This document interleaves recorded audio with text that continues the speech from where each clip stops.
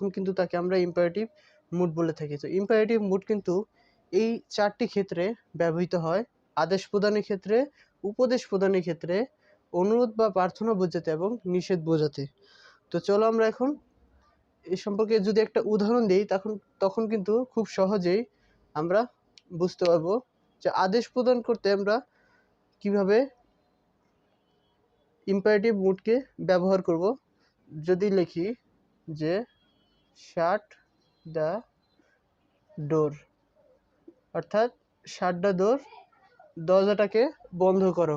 তো এখানে কিন্তু আদেশ প্রদান করা হয়েছে, যাকেই কথাটি বলা হয়েছে তাকে কিন্তু আদেশ প্রদানের মাধ্যমে বলা হয়েছে যে শাট দ্য ডোর, দরজাটি বন্ধ করো।